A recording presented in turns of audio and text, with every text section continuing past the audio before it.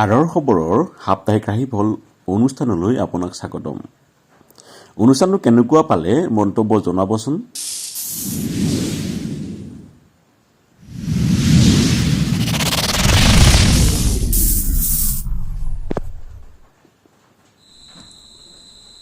নমস্কাৰ, আৰৰ খবৰৰ মঞ্চৰ পৰা আপোনালোক সকলোলৈকে শাৰদীয় দুৰ্গোৎসৱৰ আধ্যাত্মিক শুভকামনা জ্ঞাপন কৰিছোঁ আৰু আগবাঢ়িছোঁ সাপ্তাহিক ৰাশিফল অনুষ্ঠানটিলৈ।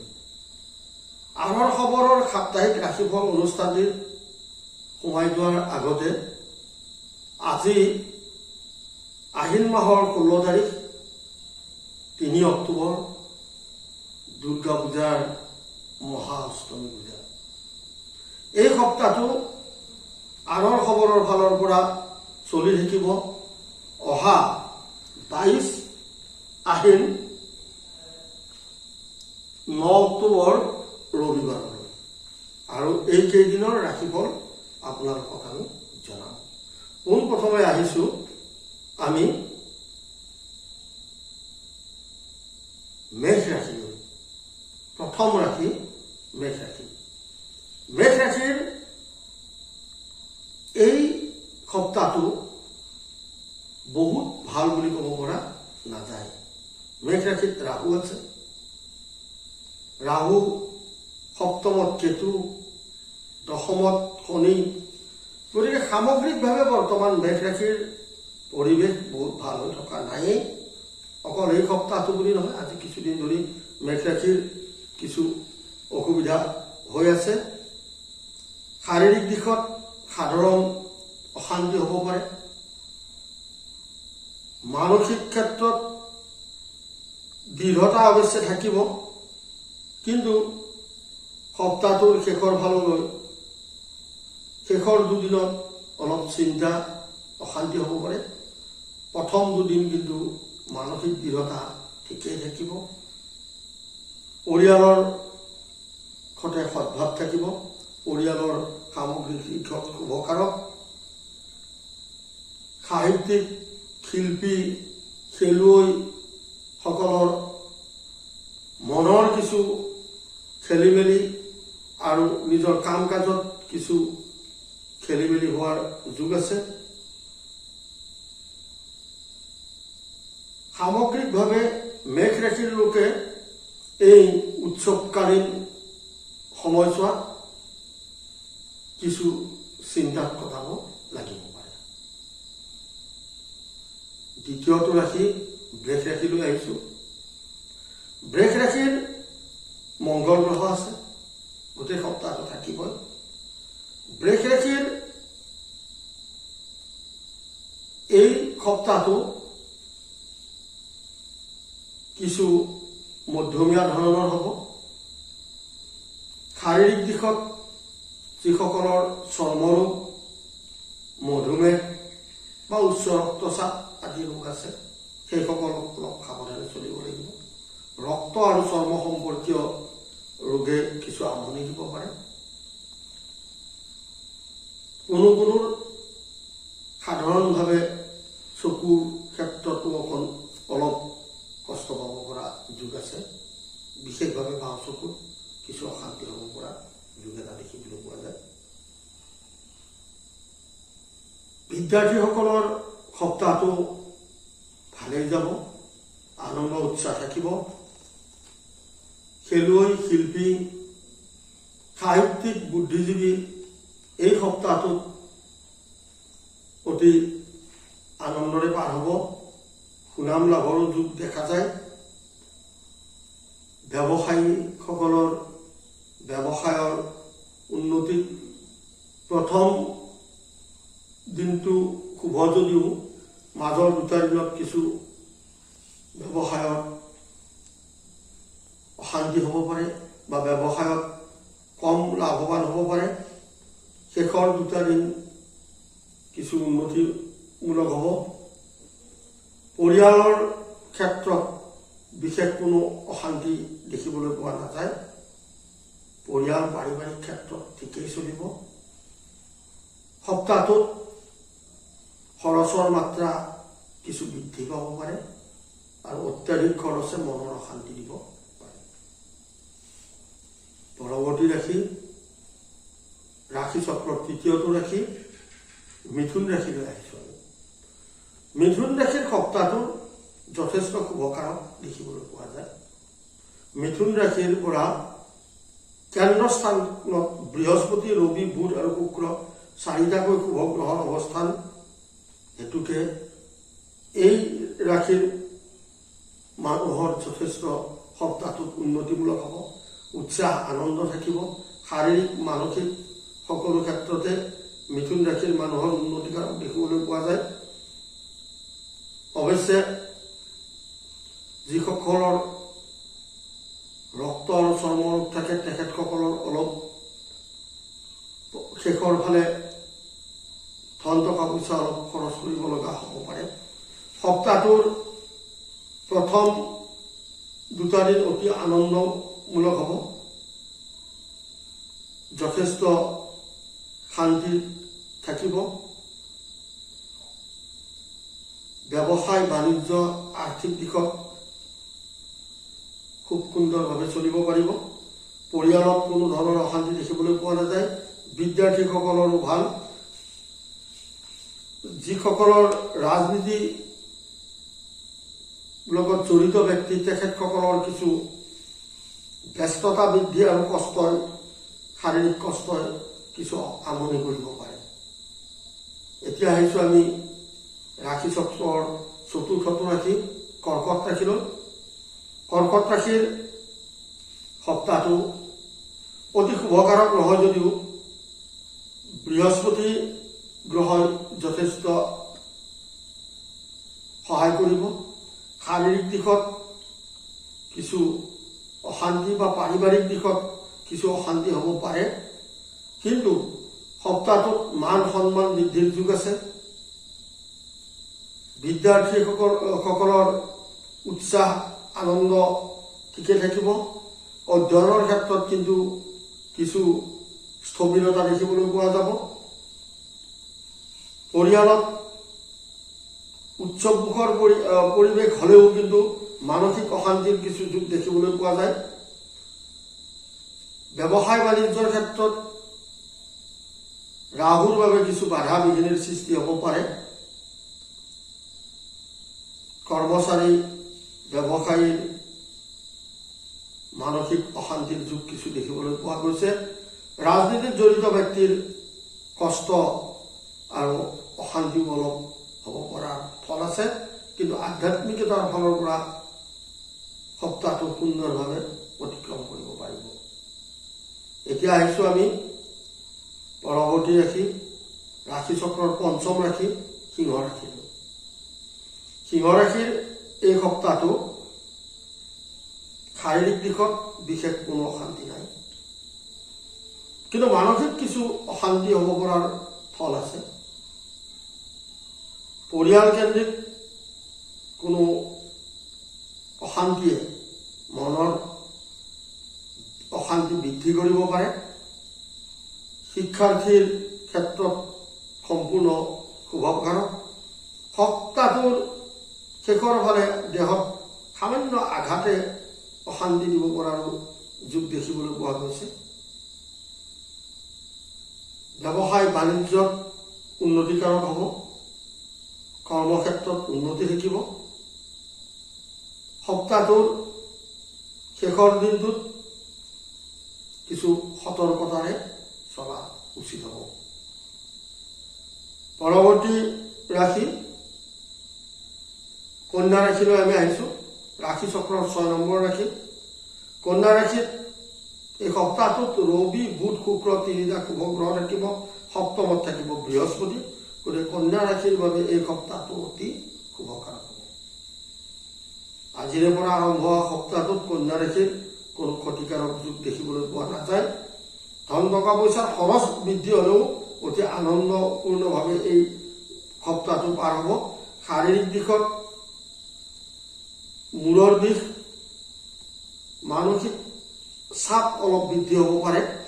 শিক্ষাৰ্থীৰ মনৰ সন্তুষ্টি থাকিব, তেওঁলোকৰ আনন্দ উৎসৱত আগ্ৰহী হোৱাৰ উপৰিও পঢ়া শুনাতো তেওঁলোকৰ কিছু মনোযোগো দেখিবলৈ পোৱা যায়। অৱশ্যে কন্যা ৰাশিৰ মানুহৰ যাৰ সন্তান আছে, সন্তান থকাসকলে সন্তানৰ বাবে অলপমান চিন্তা থাকিব। পাৰিবাৰিক দিশত কোনো অশান্তি নাথাকে। ব্যৱসায় বাণিজ্যত উন্নতি হ'ব। সামগ্ৰিকভাৱে এই সপ্তাহটোত কন্যা ৰাশিৰ মানুহৰ যথেষ্ট শুভকাৰক ফল পোৱা দেখিবলৈ পোৱা যায়। সপ্তমটো ৰাশি তুলা ৰাশি। তুলা ৰাশিত বৰ্তমান কেতু বহি আছে, সপ্তমত ৰাহু আছে আৰু অষ্টমত মংগল গ্ৰহৰ প্ৰভাৱ, আনহাতে চতুৰ্থটো শনি আছে। গতিকে তুলা ৰাশিৰ এই সপ্তাহটো বিশেষ শুভকাৰক বুলি ক'ব পৰা নাযায়। আজি কিছুদিন ধৰি তুলা ৰাশিৰ ৰাশি চক্ৰৰ ফালৰ পৰা তুলা ৰাশিৰ কিছু অশান্তি হৈ থকা দেখিবলৈ পোৱা যায়। শাৰীৰিক দিশত কিছু দুৰ্বলতা, যিসকলৰ স্নায়ু ৰোগ বা নাৰ্ভৰ বেমাৰ আছে তেওঁলোকৰ কাৰণে অতি সাৱধানে থকা উচিত।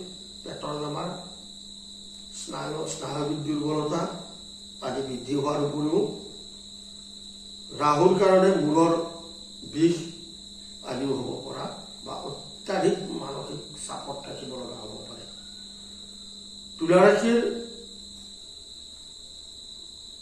মানসিক দিশটোত লগতে পাৰিবাৰিক দিশতো কিছু অশান্তি হ'ব পৰা যোগ আছে। পাৰিবাৰিক দিশতো তুলা ৰাশিৰ বৰ শুভকাৰক বুলি ক'ব পৰা নাযায়। আকস্মিক আঘাত দুৰ্ঘটনাৰ ক্ষেত্ৰত অতি সতৰ্কতাৰে এই সপ্তাহটো চলাটো উচিত, নহ'লে কিছু অশান্তি হ'ব পৰা যোগ দেখিবলৈ পোৱা যায় তুলা ৰাশিৰ। ব্যৱসায় বাণিজ্য বা অৰ্থনৈতিক দিশত অৱশ্যে বৰ বেয়া বুলি ক'ব পৰা নাযায়। বিদ্যাৰ্থীৰ আনন্দ উৎসাহত কিছু বাধা বিঘিনি পৰিব পাৰে বা পঢ়া শুনাৰ ক্ষেত্ৰতো কিছু খেলি মেলি অশান্তিৰ সৃষ্টি হ'ব পাৰে। কৰ্মচাৰীসকলে শেষৰ দুদিনত, সপ্তাহটোৰ শেষৰ দুদিনত কিছু অশান্তি ভোগ কৰিব লগা হ'ব পাৰে। সামগ্ৰিকভাৱে এই সপ্তাহটোত তুলা ৰাশিৰ ব্যক্তিৰ বাবে অতি শুভকাৰক হৈ থকা বুলি ক'ব পৰা নহয়। এতিয়া আহিছো আমি অষ্টমটো ৰাশি বৃশ্চিক ৰাশিলৈ। বৃশ্চিক ৰাশিত বৰ্তমান কোনো গ্ৰহ নাই। সপ্তমত মংগল আছে আৰু দ্বাদশত কেতুৱে কিছু অশান্তিৰ সৃষ্টি কৰিব পাৰে। শাৰীৰিক দিশত শুভ যদিও চৰ্মৰোগ আৰু ৰক্ত সম্পৰ্কীয় ৰোগৰো সৃষ্টি হ'ব পাৰে। পেটৰ বেমাৰে অলপ কষ্ট দিব পাৰে, কিন্তু অতি সামান্যভাৱেহে হ'ব, বিশেষ চিন্তা কৰাৰ ফল নাই। মানসিক দিশত পাৰিবাৰিক ক্ষেত্ৰত কিছু অশান্তিৰ সৃষ্টি, লগতে মানসিক অশান্তিৰ সৃষ্টি হ'ব পাৰে। ছাত্ৰ ছাত্ৰীৰ কিছু উন্নতিকাৰক দেখিবলৈ পোৱা যায়। পঞ্চমত বৃহস্পতি গ্ৰহৰ বাবে ছাত্ৰ ছাত্ৰীৰ ক্ষেত্ৰত শুভকাৰক আৰু সন্তানৰ পৰা সুনাম লাভৰ যোগ দেখিবলৈ পোৱা গৈছে। ব্যৱসায় বাণিজ্যত জড়িতসকলৰ আৰ্থিক লাভালাভ হ'ব যদিও কেতুৱে কিন্তু এক বিশেষ দিশত ক্ষতি কৰাৰ ফল দেখিবলৈ পোৱা যায়। কৰ্মচাৰীৰ ক্ষেত্ৰত সপ্তাহটোৰ শেষৰ দুদিনত কিছু শুভকাৰক হ'ব আৰু গোটেই সপ্তাহটো বৃশ্চিক ৰাশিৰ বাবে সামগ্ৰিকভাৱে মধ্যমীয়া বুলিয়ে ক'ব পৰা যাব। এতিয়া আহিছোঁ ৰাশি চক্ৰৰ নৱমটো ৰাশি ধনু ৰাশিলৈ। ধনু ৰাশিৰ এই সপ্তাহটোত অতি শুভকাৰক দেখিবলৈ পোৱা গৈছে। ধনু ৰাশিৰ কেন্দ্ৰস্থানত বৃহস্পতি, ৰবি, বুধ আৰু শুক্ৰ, এই চাৰিটা শুভগ্ৰহই কেন্দ্ৰস্থানত থকাৰ কাৰণে এই সপ্তাহটোত ধনু ৰাশিৰ মানুহে যথেষ্ট উন্নতিকাৰক হৈ থাকিব। ধনু ৰাশিৰ শাৰীৰিক, মানসিক সকলো ক্ষেত্ৰতে শুভকাৰক দেখা যায়। অৰ্থনৈতিক ক্ষেত্ৰত অলপ কণীৰ বাধা থাকিলেও কৰ্ম ব্যৱসায় বাণিজ্যৰ যোগে যথেষ্ট ধন টকা পইচাও পোৱা যোগ দেখিবলৈ পোৱা গৈছে। শাৰীৰিক দিশত কোনো ধৰণৰ বিসংগতি নাই। একমাত্ৰ সন্তানৰ পৰা অলপ সন্তানৰ কৰ্মৰ ক্ষেত্ৰতে হওক বা সন্তানৰ কিছু চিন্তাই মানসিক অশান্তিৰ অলপ দিব পাৰে। সপ্তাহটোৰ শেষলৈকে ধনুৰাশিৰ মানুহৰ বিশেষ কোনো ৰোগগ্ৰস্ত বা অশান্তিৰ যুগ দেখিবলৈ পোৱা নাযায়। গতিকে সামগ্ৰিকভাৱে ধনুৰাশিৰ ফল এই সপ্তাহত অতি শুভকাৰক বুলি ক'ব পৰা যাব। পৰৱৰ্তী পৰ্যায়ত আমি আহিছোঁ দশম ৰাশি মকৰ ৰাশি। মকৰ ৰাশিত শনি আছে বৰ্তমান। মকৰ ৰাশিৰ কেন্দ্ৰস্থানত ৰাহু আৰু কেতু বিদ্যমান। শনিৰ লগতে ৰাহু কেতুৱে মকৰ ৰাশিৰ কিছু অশান্তি সাধন কৰিব। যদিও ভাগ্যস্থানত ত্ৰিকোণত ৰবি বুধ শুক্ৰ গ্ৰহই মকৰ ৰাশিত যথেষ্ট শুভ ফলৰ প্ৰদান কৰাত মকৰ ৰাশিৰ মানুহৰ এই সপ্তাহটো হ'ব মধ্যমীয়া। প্ৰথম দিনটো বাদ দি দ্বিতীয় তৃতীয় দিন দুটা অতি শুভকাৰক হ'ব। পৰৱৰ্তী সময়ত অৱশ্যে ৰাহুৰ বাবে পৰিয়াল কেন্দ্ৰিক কিছু অশান্তি পাব পাৰে। কৰ্মক্ষেত্ৰতো কেতুৰ কিছু অশান্তি হ'ব পাৰে আৰু সন্তানৰ আঘাত নাইবা কোনো অপকৰ্মই কিছু অশান্তিও দিব পৰা যোগ কিন্তু মকৰ ৰাশিৰ ক্ষেত্ৰত আছে। গতিকে সামগ্ৰিকভাৱে যদি চাওঁ এই সপ্তাহটোত মকৰ ৰাশিত তিনিটা গ্ৰহৰ ফলত অশুভ আৰু তিনিটা গ্ৰহই শুভ ফল প্ৰদান কৰাত অতি মধ্যমীয়াভাৱে এই সপ্তাহটো অতিক্ৰম কৰিব পাৰিব। একাদশ ৰাশি কুম্ভ ৰাশিলৈ আহিছো। কুম্ভ ৰাশিৰ সপ্তাহটো কিছু অশান্তিকাৰক হ'ব পাৰে। এই সপ্তাহটোত কুম্ভ ৰাশিৰ কেন্দ্ৰস্থানত মংগল গ্ৰহৰ বাহিৰে আন কোনো শুভ গ্ৰহ নাই, অশুভ গ্ৰহও নাই অৱশ্যে। আৰু ত্ৰিকোণ স্থানত কেতু আছে। কুম্ভ ৰাশিত কেতু আৰু মংগলে এই সপ্তাহটোত বিশেষ অশান্তি প্ৰদান কৰিলেও চতুৰ্থ দিনৰ পৰা ষষ্ঠ দিনলৈ কিছু উন্নতিকাৰক ফল পোৱা যাব চন্দ্ৰ গ্ৰহৰ কাৰণে। কুম্ভ ৰাশিৰ সপ্তাহটোত আৰ্থিক দিশত বৰ বিশেষ নাটনি নহয়। বৃহস্পতিৰ ফালৰ দ্বাৰা আৰ্থিক দিশটো শুভকাৰক হৈয়ে থাকিব। কিন্তু ৰবি বুধ শুক্ৰ তিনিটা শুভ গ্ৰহই অষ্টম স্থানত থকাত কিছু মানসিক অশান্তি আৰু শাৰীৰিক দুৰ্বলতাৰ সৃষ্টি কৰিব পাৰে। হঠাৎ কোনো জ্বৰজাতীয় ৰোগত আক্ৰান্ত হৈ কিছু কষ্ট পাব পৰাৰ ফল দেখিবলৈ পোৱা যায়। বিদ্যাৰ্থীসকলৰ মনৰ অশান্তি খেলি মেলি দেখিবলৈ পোৱা গৈছে। কৰ্মচাৰী তথা বুদ্ধিজীৱী শিল্পী সাহিত্যিকৰ কিছু চিন্তা বৃদ্ধি পাব আৰু ব্যস্ততাও অৱশ্যে যথেষ্ট থাকিব। সামগ্ৰিকভাৱে কুম্ভ ৰাশিকো অতি শুভকাৰক পৰ্যায়লৈ নিব পৰা নাযায়। কিছু অশুভ ফল পাব এই সপ্তাহত। আমি শেষৰটো ৰাশি মীন ৰাশিলৈ আহিছোঁ।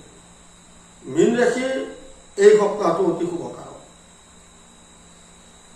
মীন ৰাশিৰ কেন্দ্ৰত অৰ্থাৎ মীন ৰাশিতে বৃহস্পতি আৰু সপ্তমত ৰবি বুধ শুক্ৰ তিনিটা শুভ গ্ৰহই সুফল প্ৰদান কৰাৰ উপৰিও শনি মংগলেও বৰ অশান্তি দিব লগা স্থানত নাই, যাৰ ফলত মীন ৰাশিৰ এই সপ্তাহটো বৰ অশান্তি কোনো ধৰণৰ অশান্তি ভোগ কৰিব নালাগিব। শাৰীৰিক মানসিক আনকি পাৰিবাৰিক ক্ষেত্ৰতো যথেষ্ট উন্নতিকাৰক যোগে দেখিবলৈ পোৱা গৈছে। অৰ্থনৈতিক দিশত ৰাহুৰ কিছু কুপ্ৰভাৱ থাকিব আৰু কেতুৰ বাবে অলপ আৰ্থিক দিশত খৰচৰ মাত্ৰাই কিছু অশান্তি দিব পাৰে। কিন্তু শিক্ষাৰ্থীকে আদি কৰি ব্যৱসায়ী বুদ্ধিজীৱী শিল্পী সাহিত্যিক সকলোৰে বাবে এই সপ্তাহটোত যথেষ্ট উন্নতিকাৰক হোৱাৰ যুগ দেখিবলৈ পোৱা যায়। একমাত্ৰ ভাতৃ ভগ্নীৰ লগত কিছু বিৰোধ হ'ব পৰাৰ কিন্তু থল আছে। শেষৰ দিনটো মীন ৰাশিৰ বাবে যথেষ্ট লাভজনক হ'ব পৰাৰো ফল দেখিবলৈ পোৱা গৈছে। এইখিনিকে কৈ ৰাশিফল অনুষ্ঠানটিৰ সামৰণি মাৰিছোঁ আৰু সকলোকে শাৰদীয় দুৰ্গোৎসৱৰ আন্তৰিক শুভেচ্ছা জ্ঞাপন কৰি আৰৰ খবৰৰ সাপ্তাহিক ৰাশিফলৰ সামৰণি